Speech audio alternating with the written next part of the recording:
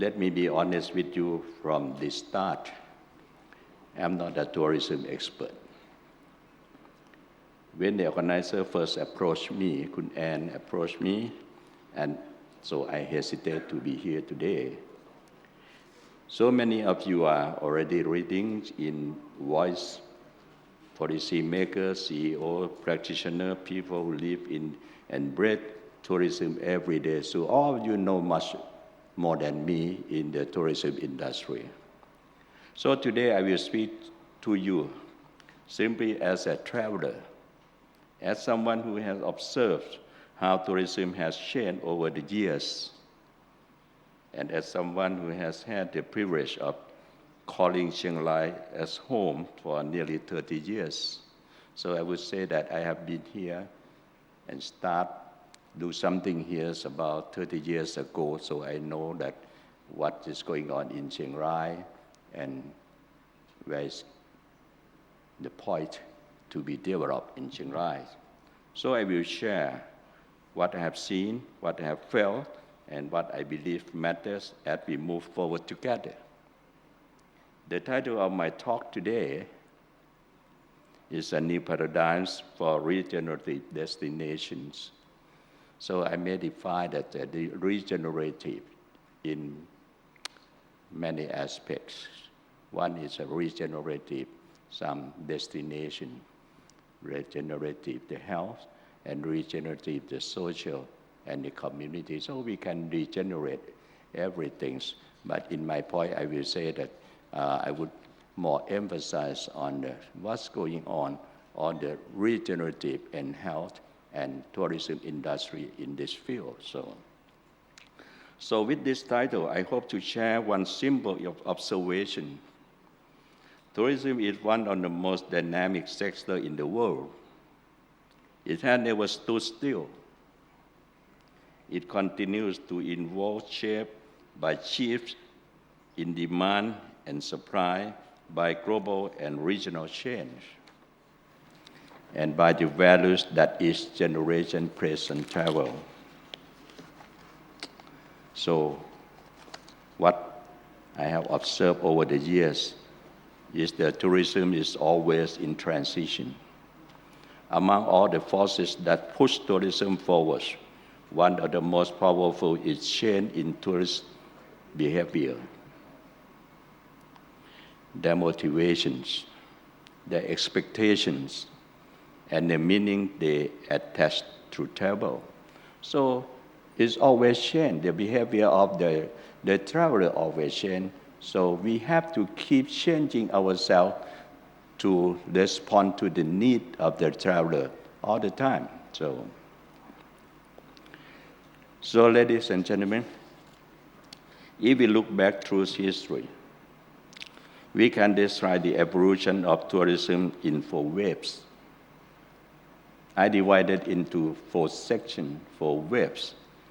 The first wave is what we call tourism for recreation, that we have done this in the past until now, mainly for recreation of the people, for our customers. We did that for a long time. This is the traditional image of tourism for a long time. Traveling to see new landscape, iconic sites, beautiful sceneries, experiencing different culture that feel exotic and inspiring. The goal was simple: for leisure, escape, and enjoyment. We mostly emphasize on the enjoyment of our going out to somewhere, But the second wave is what I refer to it's happened about almost 15 to 20 years ago, that I refer to as a medical and wellness tourism. This word came to the industry about 10 to 15 years ago when I was in Bangkok. By that time, we talked too much about the medical tourism to Thailand, medical tourism to Southeast Asia. And by that time, many countries offered the medical tourism: Singapore, Malaysia, Philippines, Thailand, even Vietnam. So they are all concern about the medical tourism by that time. So we saw a rise in people traveling for health-related reasons, more reason to about health concern. And many Thais, for example, many Thais flew to Korea for aesthetic treatments. Wealthy families from Middle East came to Thailand for medical procedures combined with holidays. So health and holiday. The whole family came with the same objectives, you know. And many elites from Southeast Asia went to Singapore for comprehensive checkups by that time, 10 to 15 years ago. So health became a key driver of mobility of the people. So the third wave come. The third wave, may I call it tourism 1.0. So I call this wave is 1.0 tourism. This emerged more recently, and here the purpose of travel shifted toward recovery charging the body and mind through relaxation-based experience. Spa therapies, wellness retreats, detox programs, this became central to the tourism experience. So if we say something about the regeneration destination, this is the regeneration destination according to the need of our customer. And the fourth waves come. The one we are witnessing now, and is what I call the regenerative tourism 2.0. This wave goes beyond relaxation. Travelers today are seeking holistic regeneration experience that restore not only the body but also the mind. I would like to emphasize that not only the body and mind also, and even the spirits. They are looking for deeper rejuvenation and revitalization. We see this through trends such as forest bathing, cultural immersion, sound healing, meditation, and creative workshop. Creative workshop Chiang Rai has a good experience on creative tourism. We are the city of creation, you know. And many others mindful practice. So with these four waves, you know, in mind, I would like to highlight that what we are seeing is not just a change, it is a paradigm shift in tourism. And the key question we must ask is, why regenerative tourism 2.0 and why now? If we look again at the four waves of tourism, we can see a journey from degeneration to regeneration also. So in the earliest periods, people accepted that physical decline was simply part of life. We understood that we would age, deteriorate, and that nothing could truly stop this natural process. Traditional tourism reflected this worldview. Enjoy life while you can, see the world, seek beauty and pleasure, make memory because time is limited. The first major shift occurred when humanity began to understand that health could be supported and maintained. Although deterioration is natural advance in medicine and healthcare show that we can to some extent resist decline. This led to tourism linked with medical service, wellness add-on, and business trip with built-in health components. So at this point, I would to emphasize more that when the behavior of the traveler change, the destination has to be changed also. The most recent shift is even more profound. With the rise of anti-aging science and holistic wellness movement, people no longer think only about maintaining health, they aspire to restore it. This worldview suggests that although aging is natural, but deterioration can be slow, resist, and even reversed through integrated care for the body, mind, and spirits. So this is the foundation of regenerative tourism 2.0. So this is the foundation we have to think about this change. A paradigm where travelers seek not just rest, but rejuvenate. Not just leisure, but longevity. Not just an escape, but a meaningful transformation. So this is the key of change. So let's just explore more deeply. What is regenerative tourism 2.0? The regenerative tourism 2.0 goes far beyond traditional wellness or medical tourism. At its core, it is about holistic health, integrative well-being, and meaningful human experiences that travelers receive because they come to a particular destination.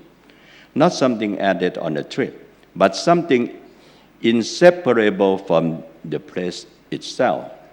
So in this new paradigm, travelers are not simply visitors. Travelers are not simply visitors. They become participants in the healing qualities of destination. They allow themselves to slow down, breathe deeply, and submerge fully into the environment, its nature, its tradition, its culture, and its people. They seek care not only from professional therapists and wellness practice, but also from the rhythm of daily life in the community they are visiting. So, regenerative tourism 2.0, therefore being together several elements. The first one, immersion in nature. The second one, the connection with the local society. And the third one, the access to integrative health and wellness care. From herbal and traditional medicine to mindfulness retreats, yoga, meditation, sound and art therapy, and other holistic practice. So what makes this wave truly transformative is its purpose. Today's travelers are not only seeking relaxation, they are seeking happiness, emotional balance, and long-term well-being. They want to feel healthier, more grounded, more connected, and more alive. So this is something changed. So their ultimate goal is healthy, longevity, a life that is not only longer, but more meaningful, more vibrant, and more fulfilling, So this is, I don't want to talk too much. I would like to say that this is a change in today's in travel business.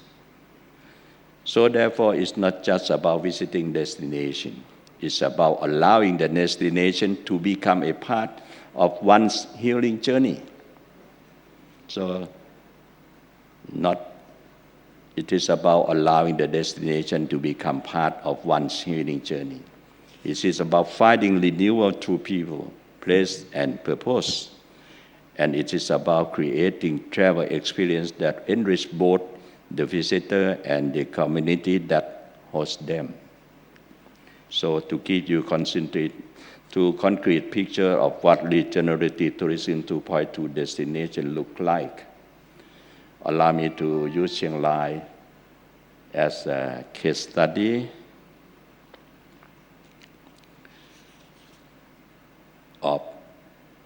Chiang Mai is my home. Today I can say that Chiang Mai is my home. Chiang Mai is rich in everything, as you may see on the slides.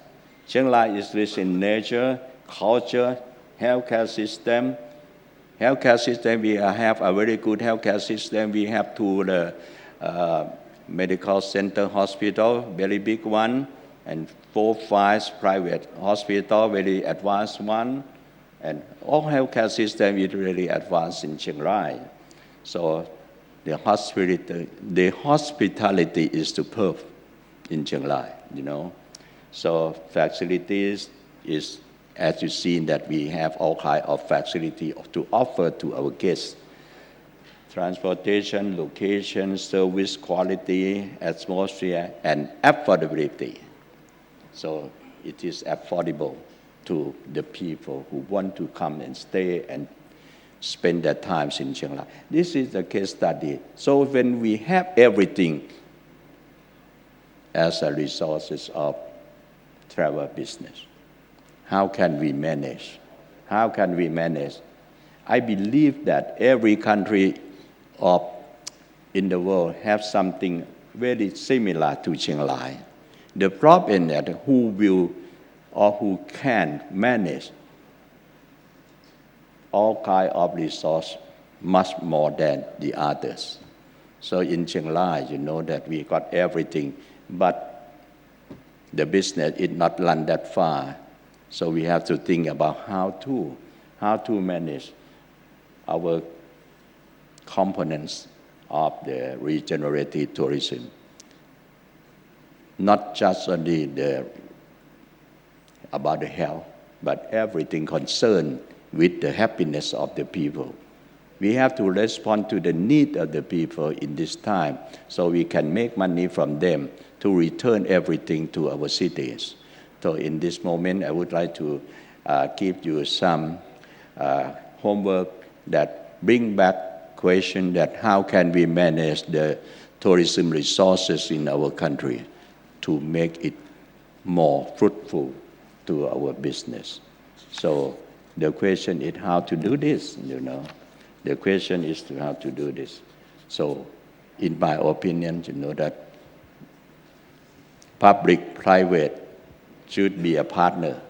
Public sector and private sector should be a partner. So we call it a PPP, public-private partnerships, to initiate the business, to initiate the tourism business in every city in the world. So if we come together, join hands together, public and private join hands together, and moving forward together, everything will be much more easier. Like today, we have the sponsors and support from the Thai government to the government, from the governor of Chiang Rai to organize such a wonderful meeting today. This is just an initiative that will make the Chiang Rai much more better today than today. So let's start from now. So the public-private partnership. And so that is not enough. We have to have the clear target and strategy, what we are going to do to support the business. So I would to have this as a homework for all of you that bring back home and think that how can we make a good cooperation between the public and private, and also yourself to be a partner and have a fruitful business in the future. So thank you very much.